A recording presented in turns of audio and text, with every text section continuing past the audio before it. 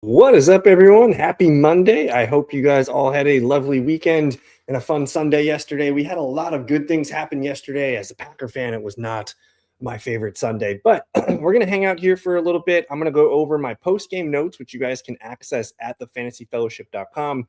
Membership starting at $8 a month over there, and this is one of those things that I post on there every Monday, and it basically it's all the snaps, routes, rushing attempts, targets, receptions, fantasy points, just a nice little snapshot of what was happening in the games.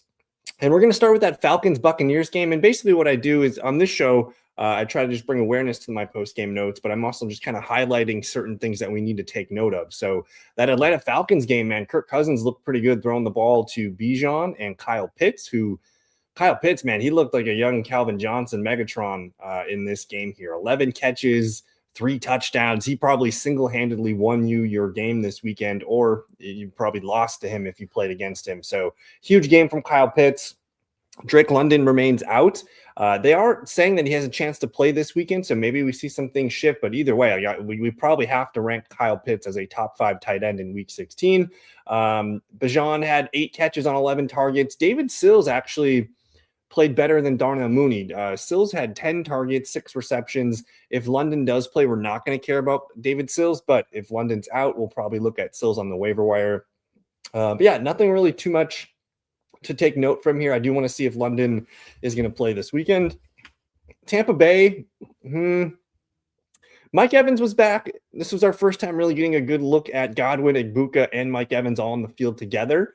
And we learned that those are the top 3 receivers and those are the top 3 weapons. And actually, it was Mike Evans who led the way with 10 targets on the day, despite only playing 38 out of 69 snaps. So I think going forward, you're going to keep starting Mike Evans. He is the wide receiver 1 for the Buccaneers. He did catch 6 passes, had some big, huge yardage plays. Emeka Egbuka did get you 10 PPR points, 4 catches on 7 targets. But he's just kind of a wide receiver 3 flex right now. And same as Chris Godwin. Godwin did catch all 4 of his passes. He got a touchdown. I think he got a 2-point conversion in there as well. So all 3 receivers are usable, and we have a huge Bucs-Panthers game Week 16. So I'm fine with all 3 Bucs receivers. I'll probably rank Evans as a high-end wide receiver 2, Godwin and Igbuka as a wide receiver 3. Cade Otton didn't play in this one, and the tight ends there, Payne Durham and Devin Culp, didn't really do anything. Culp did catch a touchdown, but we don't really care about Tampa tight end now that all 3 receivers are healthy. And then the running back rotation just remains menacing. Sean Tucker played 8 snaps, ran 2 routes, 4 rushing attempts, and he gets a goal line touchdown from Bucky Irving, Bucky Irving looked fine. 16 carries, he caught a pass, 8 total PPR points on the day. Like, he still looks good, but the fact that they're using all 3 backs, Irving, White, and Tucker now, does take a lot of the ceiling off Bucky Irving. So going forward, I'll have Bucky as a high-end RB2. Rashad White, just not really a guy I want to put in my lineup.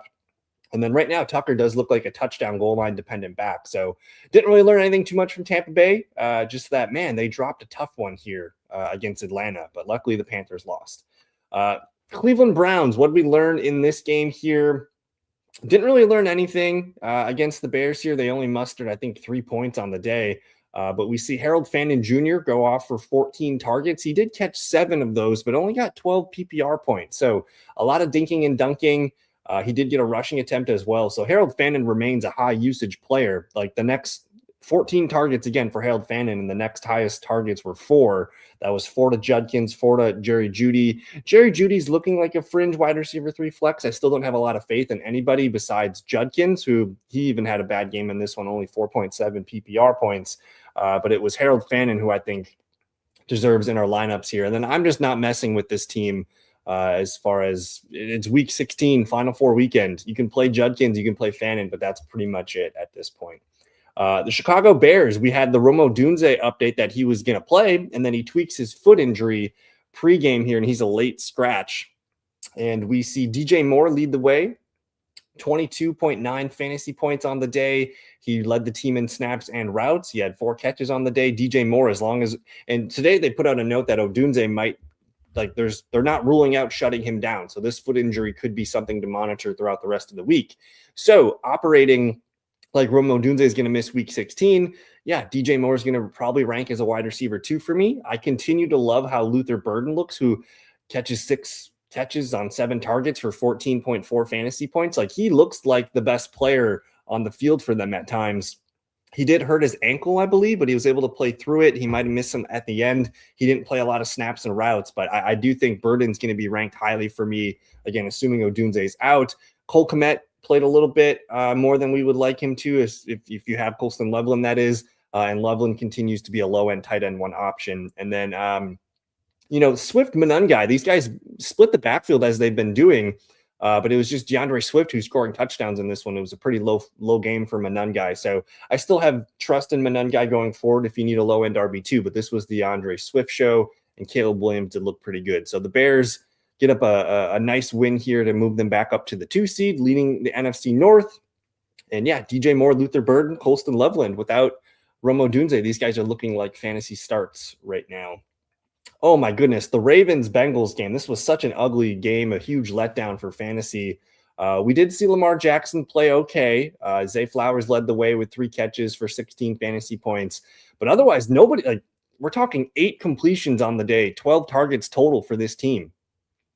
Amon-Ra St. Brown had more receptions and more targets than the entire Ravens team. So they were just running the ball with Derrick Henry, Keaton Mitchell. Rasheen Ali was catching passes. So that's interesting.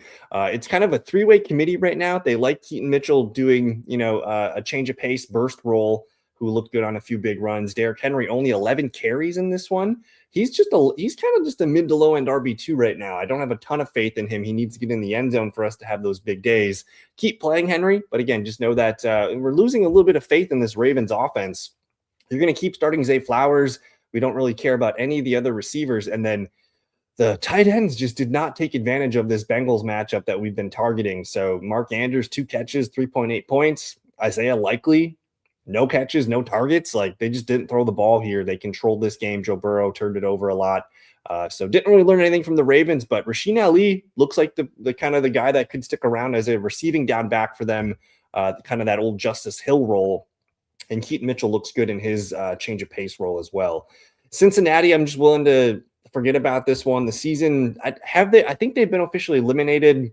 They said Joe Burrow's going to keep starting, which I don't know if that's makes sense to me. Maybe he sits week 18, but I do expect him to bounce back in fantasy. We didn't have T. Higgins in this one, and just really nobody else showed up in this game besides Ja'Marr Chase and Chase Brown.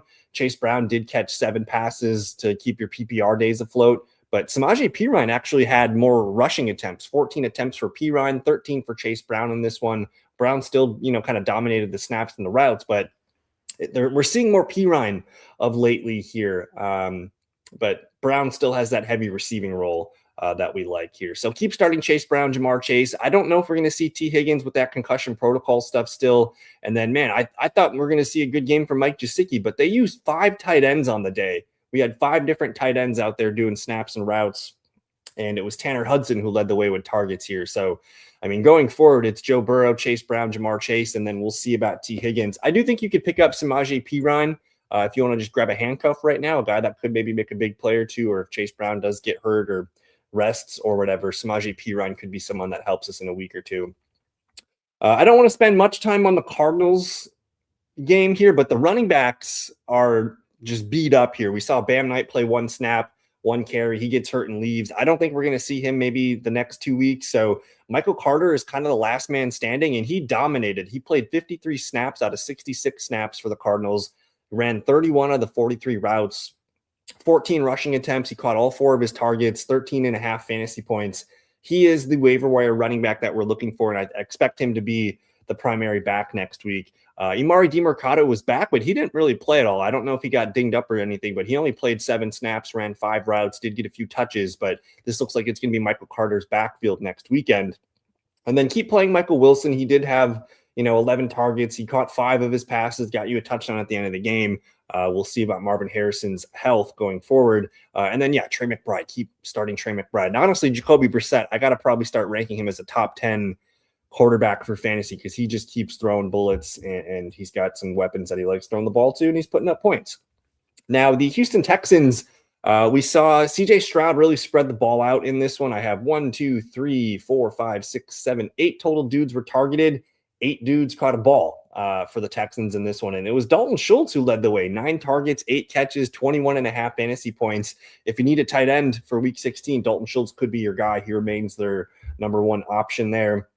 It was a quiet day for Nico Collins in terms of targets. He only had 4, but he caught 3 of the passes and 2 of them were touchdowns, and he had some big plays. So 23.5 fantasy points for Nico. Keep starting Nico. I'm probably a little bit hesitant on Jaden Higgins. He only had 1 target in this one. But man, CJ Stroud was just efficient. The running backs were interesting because we saw Woody Marks get hurt and leave early. No Nick Chubb in this one. So we saw Jawar Jordan and Dare Ogunbowale kind of get more playing time. We're going to watch the health of Woody Marks in practice all week. I don't know about Nick Chubb's availability either, but the Texans are going to get the Raiders at home. So we're going to care about the Texans running backs this weekend. So we'll talk about those guys on the waiver wire tomorrow night. I'm hoping we get more information. I would love to see Woody Marks play against the Raiders. He did get that weird touchdown, but we'll keep an eye on this going forward. Didn't really learn too much about the Texans, just that, man, they're going to make the playoffs and they're going to be a fun team to watch the remainder of the season. New York Jets, Jags. I hope we see Justin Fields play at least 1 or 2 more times. Brady Cook, he got 9 fantasy points out there today. I think he threw 3 interceptions.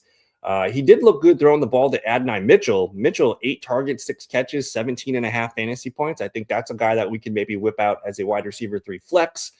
John Mechie continues to operate as the number 2 receiver. He caught 4 of his 5 targets. Just a low-end flex play at best. And then we have a new guy here emerging, Isaiah Williams for the Jets. 6 catches on 7 targets, 11 fantasy points. Just someone to file away for deeper formats. Mason Taylor was out for the Jets, and they saw Jeremy Ruckert be the lead tight end. He didn't really do anything. And then what did we do here with Breece Hall and Isaiah Davis? Breece Hall gets 12 carries. Isaiah Davis gets 9 carries. They both get a catch or 2. And it was Isaiah Davis who had the touchdown in this one. So I don't know. You can keep playing Breece Hall as a low-end RB2, but this one is starting to stink here. I think Adonai Mitchell is honestly the best play on the Jets moving forward. And then, oh my God, the Jacksonville Jaguars here, 44 points from Trevor Lawrence, 5 passing touchdowns, 1 rushing touchdown, no turnovers. They just picked this team apart. It was pretty impressive. Just from start to finish, the Jags played a complete offensive ball game here. Travis Etienne with 3 receiving touchdowns. LaQuint Allen played a little bit because Bashal Tutin got hurt, but Tutin did get a receiving touchdown as well in this one. And it sounds like Tutin's having surgery on one of his fingers, and we're going to see more LaQuint Allen RB2. If you guys are in dynasty leagues, you guys should probably pick up LaQuint Allen. I think he's an interesting guy just to hold on to for a little bit. But man, Travis Etienne making money. His contract is going to be up next year, so good on him. And then, yeah, Jacoby Myers, just another 7 targets, 5 catches, 12 fantasy points, just looking like the lead receiver. Brian Thomas Jr., finally a decent game here. He did get a rushing attempt, and then he did catch 4 of his 7 targets for 17 points. We got a Brian Thomas Jr. touchdown, and then Parker Washington made a couple nice big plays. I think he went 3 for 53 on the day. We did see Bretton Strange play his normal workload, but he only caught 1 of his 3 targets, and he was really the only guy that didn't get to eat in this one. So Jags are rolling. We're going to see what they're made out of against Denver next weekend. Chargers Chiefs, man.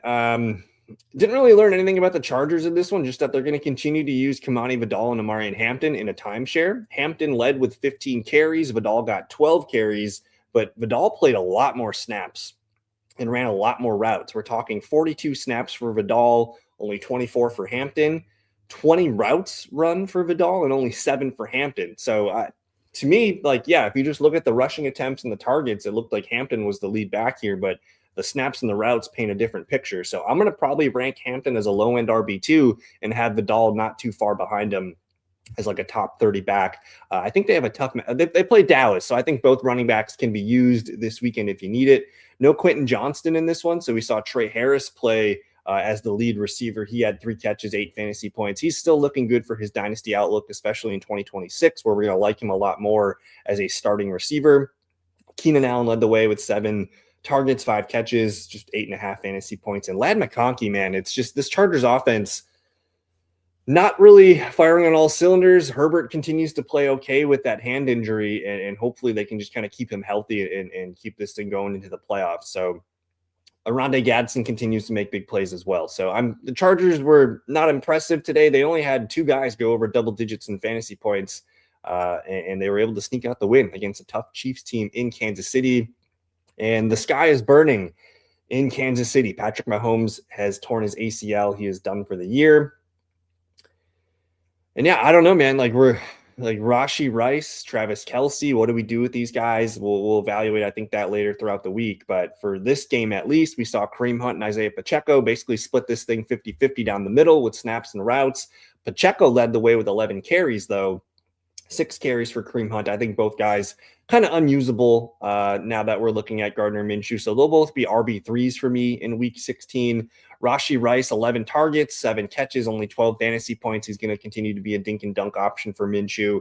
Worthy, I'm probably not going to be playing him. And then Kelce, he did get 9 targets, 7 catches, 14 fantasy points. He might be okay with Minshew. So I think you keep firing up Rice and Kelce. But the rest of it, I'm probably going to stay away here as we pour one out for Mahomes and the Chiefs. Josh Allen and the Buffalo Bills, man, they had that awesome comeback win, and it was the James Cook, Josh Allen show. Like, these have just been the two dudes all season for Buffalo, and they both shined massively in this comeback win. So congrats to those two guys. Keep starting them, obviously. Khalil Shakir, 5 catches, 5 targets, 11.5 fantasy points. We kind of know what he is at this point. He's just a fringe PPR wide receiver 3, but Keon Coleman, just not happening. He runs 19 routes, 0 targets. It was the tight ends that actually were really busy. Dawson Knox with 4 targets, Dalton Kincaid with 4 targets. Both those guys catch 3 passes. And it was Dawson Knox with the touchdown and just the big plays. Kincaid continues to look good, but he's just not a full-time player for them. Out of 70 snaps, Kincaid only played 25. And he only ran 16 out of 35 routes. Like, he's just not a full-time player for them. They're going to use Jackson Hawes and Dawson Knox in all these running schemes. But Dalton Kincaid, even though he's the number 2 technically receiver on this team, he's not running a full complement of routes. So he's just a boom bust low-end tight end 1 for me. So going forward, I think it's just Josh Allen, James Cook. You can think about Shakir in PPR leagues. And then if you need the tight end, Kincaid, maybe.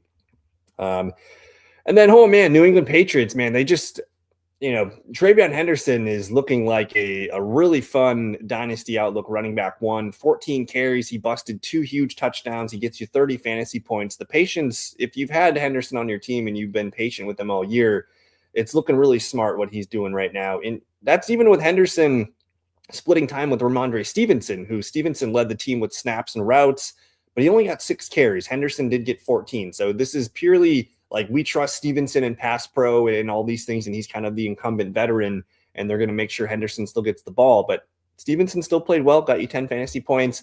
Mac Hollins was wide receiver 1 on the day. We know he's going to run snaps and routes among the leaders there. But I don't know. Stephon Diggs maybe slowing down, just not really an option here. This was all Drake May and Henderson. The receivers didn't really do much here. I don't really want to start a Buffalo receiver. You can maybe start Stephon Diggs as a wide receiver 3 flex. And then Hunter Henry had a real quiet day. We know he's a touchdown or beast or feast or famine kind of player. So going forward, I mean, you're going to keep playing Drake May. You're going to keep playing Henderson. You can think about Stevenson, who I'll probably have as like a top 30 running back. And then Diggs, man, we might have to shut Diggs down here until we get more confidence in that team.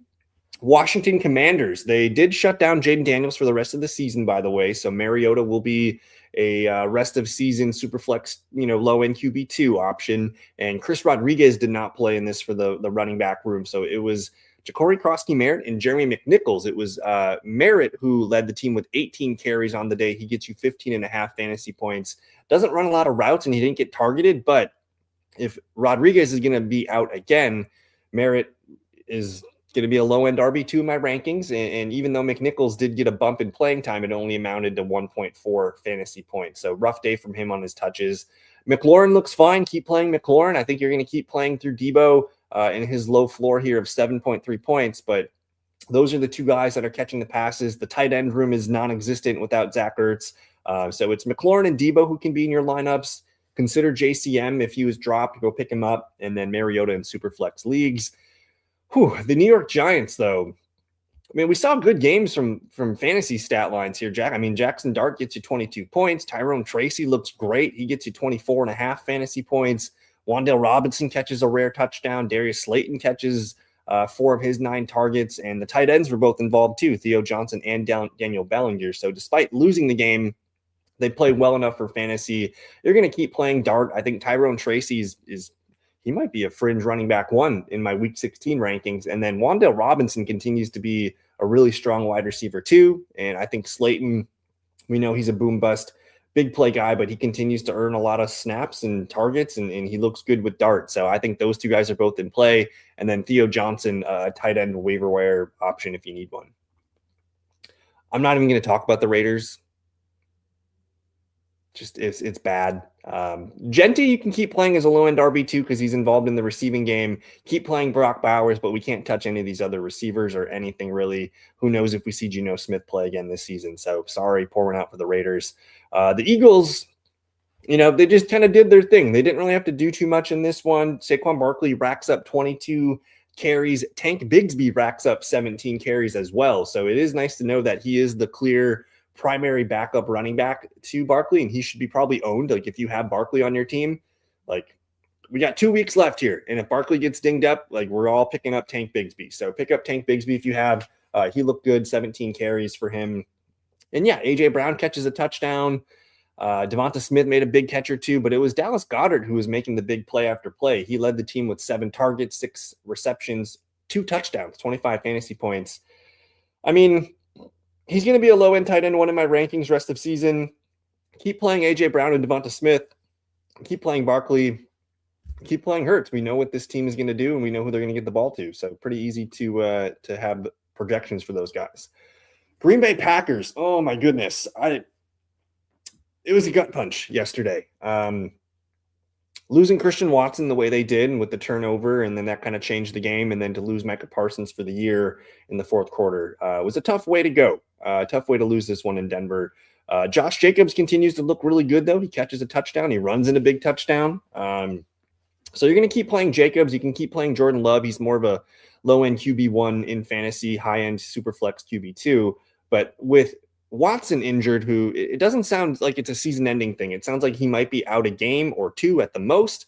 But this really opened it up for Dobbs, for Reed, and then for Dontavian Wicks and Matthew Golden. So they have a lot of mouths to feed, but they pretty much ran Dobbs and Reed as the primary guys. I'm probably if Watson's not playing, I'm going to have Jaden Reed ranked as the highest Packers receiver. He did have 10.5 fantasy points with 5 receptions in this game. But Matthew Golden continues to look good despite not playing a lot. He had 3 catches. One of them was a huge play late in the game. Downfield here, he made a nice adjustment on that route. So I don't think Golden's a bust. If you look at his stats from this year, yeah, you could probably say he was a bust from that standpoint, but I think he's still a good player and can continue to grow with this team, and maybe he gets more opportunities now that Watson might have to miss a game or 2. So going forward, you can start Jaden Reed. You can maybe start Romeo Dobbs, but he's kind of been inconsistent of late. And then maybe Matthew Golden. Again, if Watson's out, maybe Matthew Golden can learn to be a bear killer week 16. And then the tight ends, John Fitzpatrick, Luke Musgrave. We finally saw Luke Musgrave play a little bit better, but I'm not going to really trust it for fantasy. So I think the Packers are pretty simple. We're going to watch the Watson injury, start Jacobs, start Jaden Reed, and consider Jordan Love against the Bears. The Broncos and Bo Nix, man, I think they attacked the Packers aggressively here, and it really paid off. We did see RJ Harvey get 19 rushing attempts in this game and be the primary ball carrier throughout. He got dinged up a little bit. I don't think it's serious, but he played well enough. He played better than his box score here of 10.5 fantasy points. Didn't get a catch on the day here, but he continues to be the lead back, so fire him up as a running back too. But Bo Nix was just dealing, man. He was efficient. We saw Cortland Sutton rack up 24 fantasy points. Troy Franklin racked up 21. Lil Jordan Humphrey got 13 fantasy points. Marvin Mims, Michael Bandy, all these receivers were just making play after play after play against the Packers defense. So Bo Nix continues to deal. He's a mid to low end QB1. Harvey, again, a running back 2. You got to keep starting Sutton. Now, Pat Bryant was out in this game, which that's why we saw Troy Franklin and Lil Jordan Humphrey play, which Lil Jordan Humphrey just came out of nowhere. Sean Payton loves this guy. He was actually the number 2 receiver in snaps and routes. I think they have an issue with Troy Franklin in his blocking, which is why bigger receivers like Humphrey and Pat Bryant get on the field a little bit more of late. But Franklin's still a good receiver. He has the trust here. 6 catches, 6 targets, 21 fantasy points. So we'll watch for Pat Bryant's news. But, man, Bo Nix in this offense, very impressive game here. Very impressive game. They came back. Not a very impressive first half, but Bo Nix was dialed in with those receivers in the rest of the way. Detroit Lions here. We don't really need to talk much about this one, but we'll acknowledge Amon-Ra St. Brown in his godly game here. 13 catches on 18 targets. That's more than the entire Ravens offense combined. 41 fantasy points. So huge day from Amon-Ra. If you had Amon-Ra, you probably are liking what you got. And then Jameson Williams looks good still. 7 catches, 10 targets, 26 fantasy points. Goff was just shredding with these two guys. 20 of his 25 completions were to those two guys. And then Jahmyr Gibbs caught the other 4. Khalif Raymond caught 1. So only 4 guys caught passes here, but it was very condensed.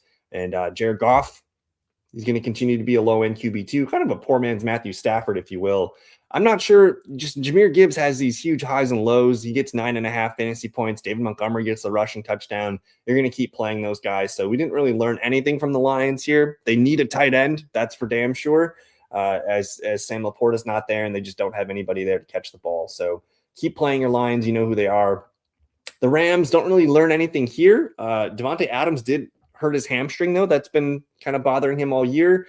I don't think they play Davante Adams on Thursday Night Football against the Seahawks. So we'll watch for that. The big development here, though, was Colby Parkinson. If you look at his numbers the last 5 or 6 games, he's been dialed in catching touchdowns. He catches another 2 touchdowns in this one. He is the lead tight end here by a hair, but we're seeing Terrence Ferguson play a little bit more, just not as consistently yet. He's still a young player, but Parkinson looks good if you need a tight end off the waiver wire this weekend. And then if Davante Adams is out, it looks like Kanata Mumfield would be the next man up. And then they're going to mix in Jordan Whittington, Tutu Atwell, and Xavier Smith.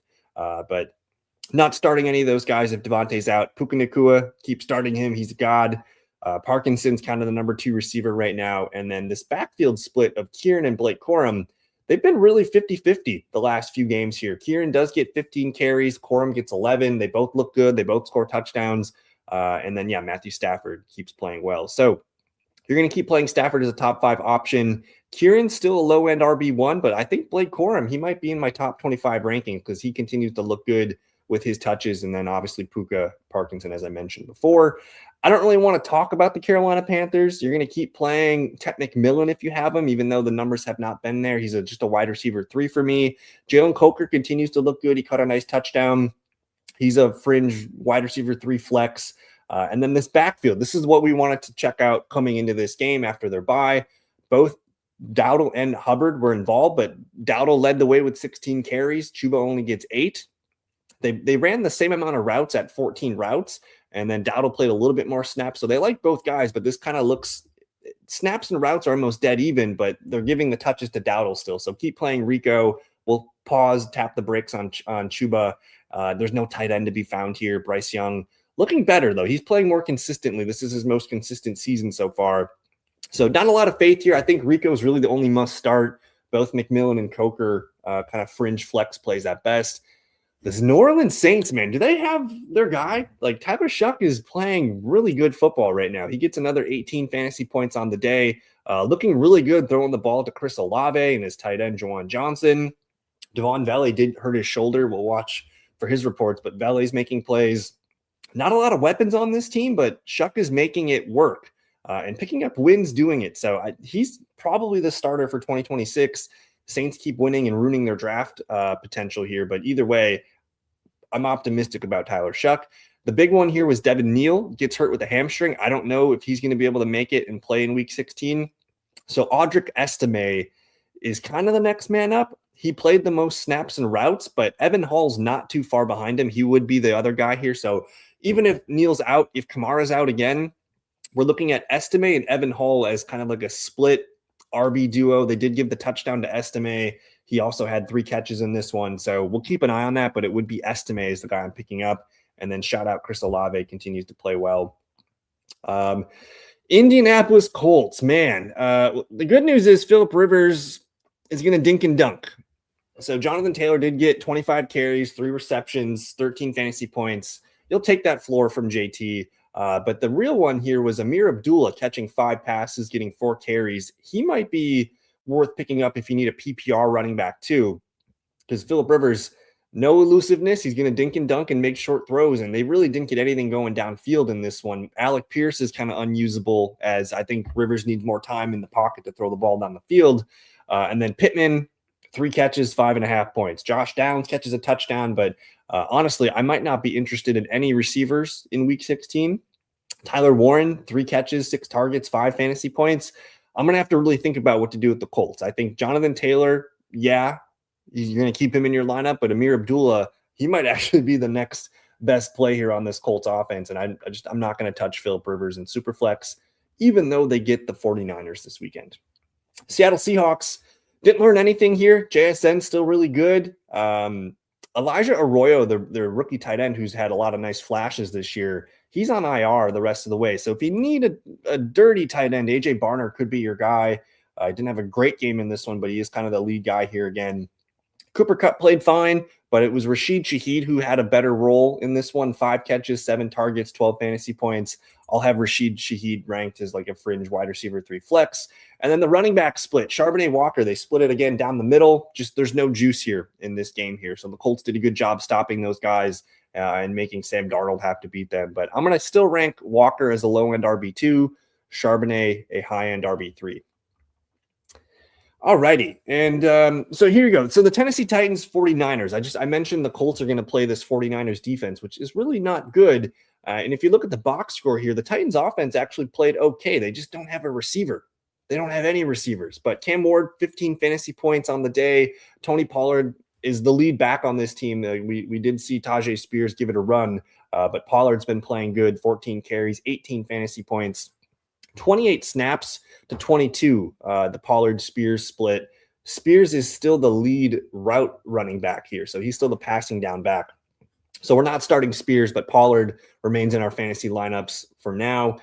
We can't start a Titans receiver, guys, unless you want to get risky and play Chimere DK. That's pretty much it, but I'm not interested there. And then the tight ends, Okonkwo and Gunnar Helm both catch 4 passes, and Gunnar Helm, man, he's a guy that should be picked up in dynasty leagues. He did catch a touchdown in this one. The tight ends combined for about 22 fantasy points. So Cam Ward's comfortable throwing the tight end.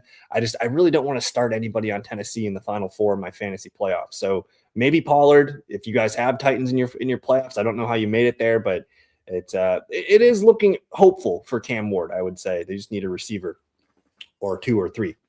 49ers, we did not learn anything here. Purdy, McCaffrey, keep firing those guys up. Jawan Jennings catches touchdowns. Ricky Pearsall, though, finally looking like the guy that we thought he would be early in the year. He catches 6 of his 7 targets for 15.5 fantasy points.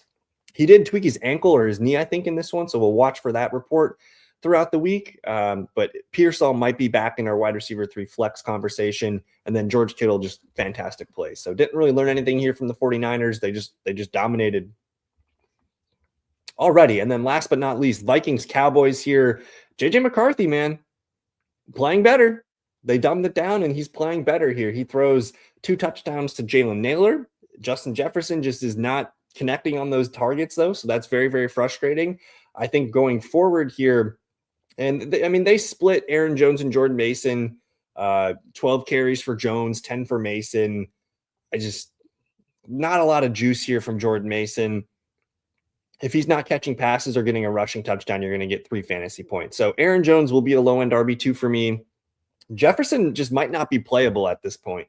We just have not seen anything good from him the last month or so. So I have questions there. Jordan Addison will make a big play or 2, but I don't know if I want to start any Vikings. You just don't know what you're going to get from JJ McCarthy. If you played McCarthy in Superflex leagues, you got rewarded, and Jalen Naylor stole the touchdowns here. TJ Hawkinson's actually playing better with McCarthy of late. He might actually be the most trusted receiver that I have on this Vikings team. So I have to think about what I want to do with this team. Not a lot of faith or trust right now, but they are playing better. And if you somehow made it to week 16 with Justin Jefferson, I think you're going to keep him out there and you're going to keep playing him. But we'll talk about that later in the week. And then the Cowboys, we did see Javonte Williams get hurt in this one. He still got you 15 fantasy points. But Malik Davis should probably be on our waiver wire radar. We'll watch the Javonte reports this week. They have a tough game against the Chargers this weekend. Lamb looked good. I didn't think he'd play with that concussion that he had on that one recent game that they had. It looked really bad, but he played well. George Pickens slowing down a little bit, only 4 targets, 3 catches in this one. Ryan Flournoy continues to look really good. So he's a dynasty ad if you want to grab someone. And then Ferguson kind of slowing down as well. So didn't really learn anything from the Cowboys, but we're going to watch that Javonte Williams injury and pick up Malik Davis. So there you have it. We're moving and grooving, man. We're into the final 4 here. We got an interesting game tonight that's got a little bit of playoff implication. That AFC North Pittsburgh Steelers here trying to stay ahead of the Ravens. Miami Dolphins are on a 4-game winning streak too. Like they're not technically out of it. So hopefully we get a good game tonight. And yeah, I want to say thank you for hanging out with me on a Monday evening, guys. Enjoy the game tonight. We'll be back tomorrow night, Tuesday evening at 7 p.m. Central Time for the Waiver Wire show. If you guys are members of the fantasyfellowship.com, I do have the initial waiver wire report up. I'll make my updates on that tomorrow. And then that's where you can check out the post-game notes. So check out the fantasyfellowship.com. Enjoy the evening, guys. We'll see you tomorrow. Peace.